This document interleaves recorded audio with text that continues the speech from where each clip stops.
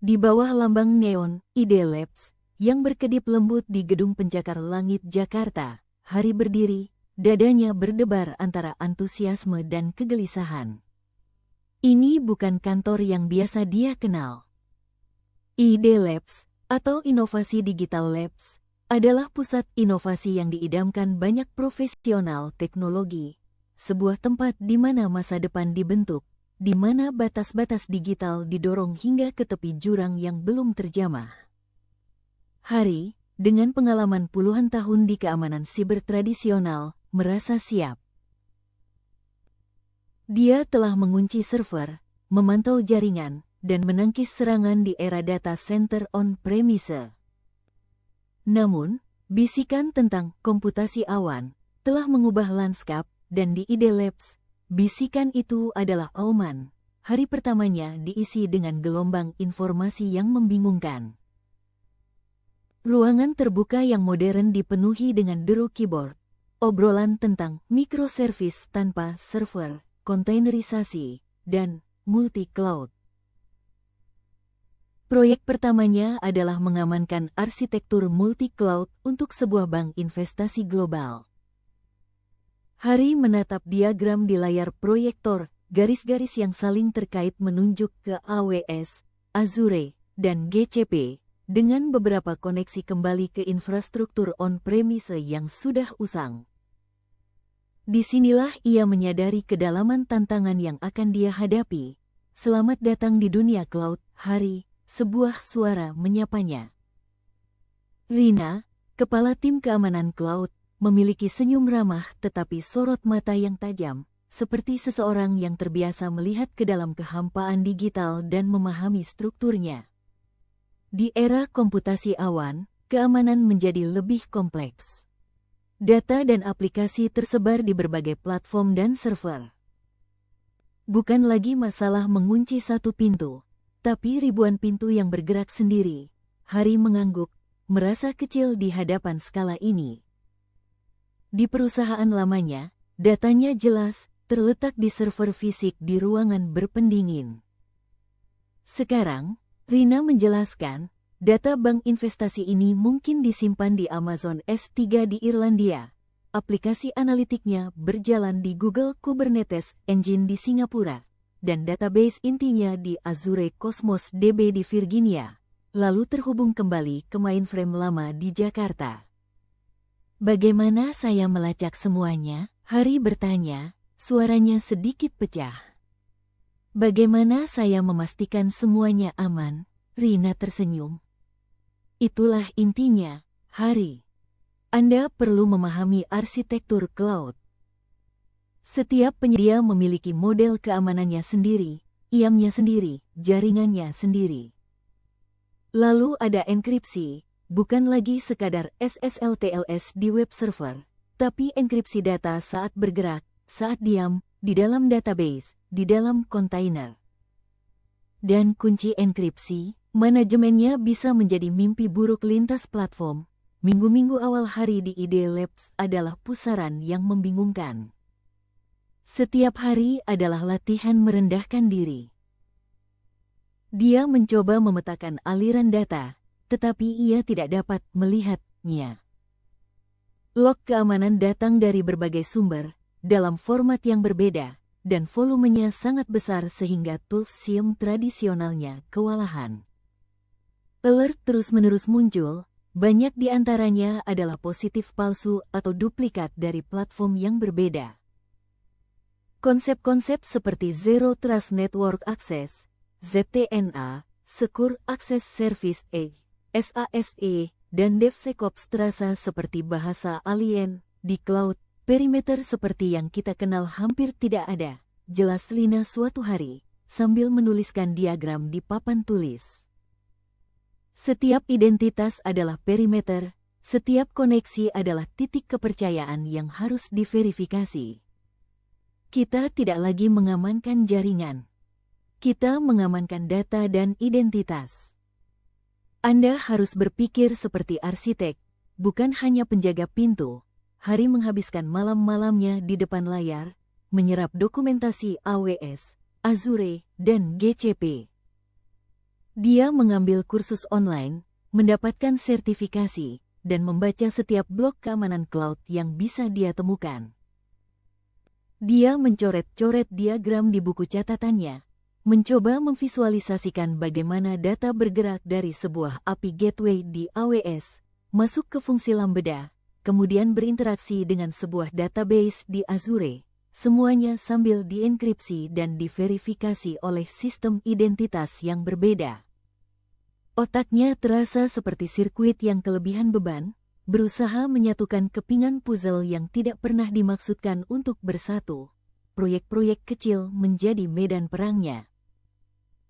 Dia ditugaskan untuk mengaudit kebijakan IAM di sebuah akun AWS, dan dia menghabiskan berjam-jam mencoba memahami perbedaan antara resource-based policies dan identity-based policies, serta bagaimana list privilege diterapkan di lingkungan yang begitu dinamis di mana sumber daya bisa muncul dan menghilang dalam hitungan detik. Dia membuat kesalahan, menetapkan izin yang terlalu longgar pada sebuah S3 bucket yang untungnya cepat ditemukan oleh timnya.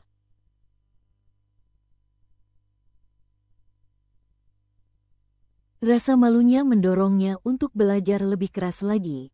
Kesalahan adalah bagian dari proses, Hari, kata Rina, menenangkannya. Yang penting adalah bagaimana Anda belajar darinya. Cloud terus berkembang, begitu juga ancamannya. Klien kami mengandalkan kami untuk keamanan terbaru, bukan yang kemarin. Perlahan, kepingan puzzle mulai bersatu. Hari mulai memahami pentingnya Cloud Security Posture Management, CSPM, tools untuk visibilitas lintas cloud. Dia belajar tentang container security dan bagaimana memindai kerentanan dalam image Docker sebelum digunakan dalam Kubernetes.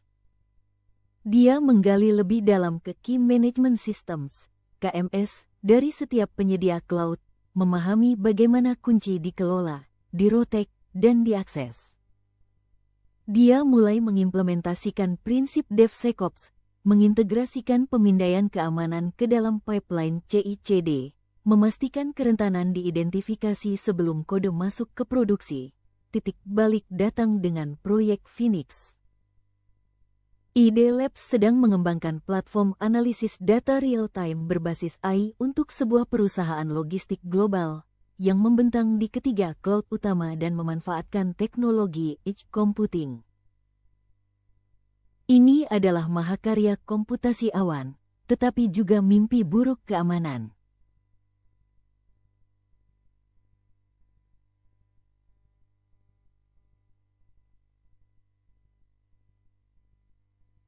Data sensitif tentang rute pengiriman, inventaris, dan informasi pelanggan mengalir melalui sistem ini.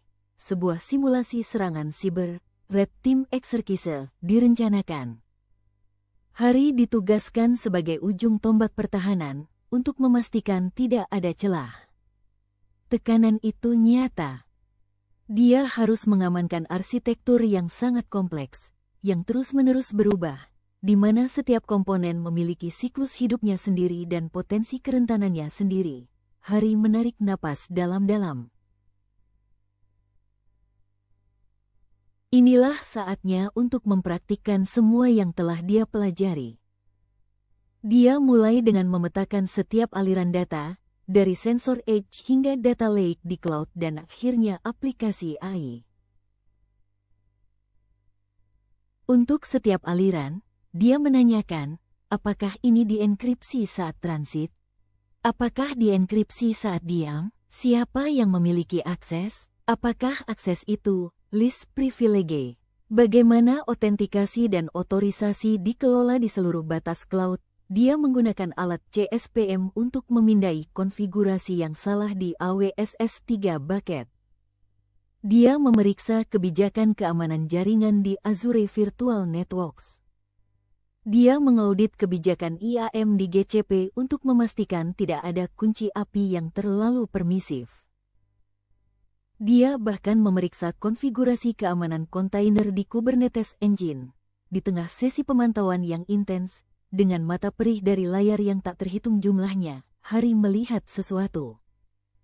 Sebuah pola akses aneh dari IP yang tidak dikenal mencoba mengakses sebuah bucket penyimpanan di AWS yang seharusnya hanya bisa diakses dari Azure.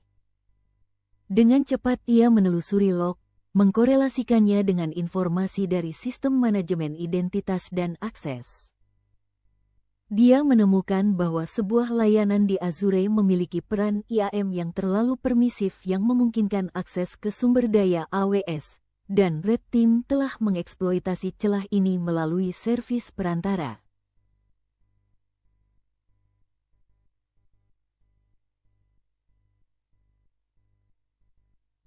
Lebih jauh lagi, dia menemukan bahwa enkripsi di beberapa database Redis di Azure tidak diaktifkan secara default, meninggalkan data dalam memori yang rentan jika terjadi pelanggaran.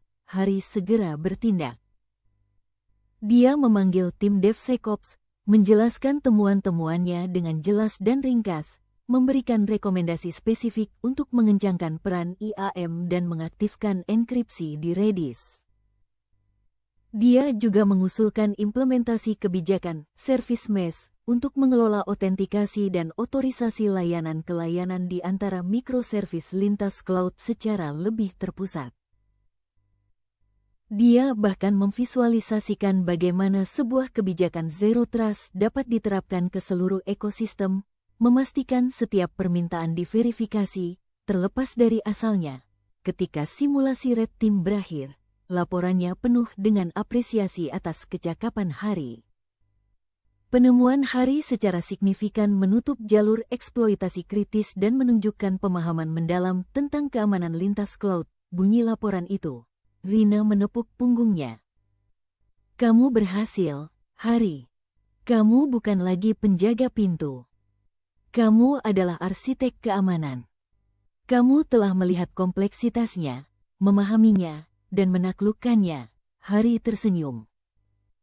Perjalanan itu sulit, penuh dengan keraguan dan frustasi, tetapi juga dipenuhi dengan penemuan dan pertumbuhan yang luar biasa.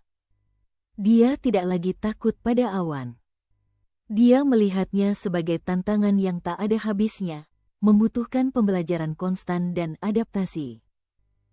Di ID Labs, dia telah menemukan lebih dari sekadar pekerjaan. Dia telah menemukan panggilan baru.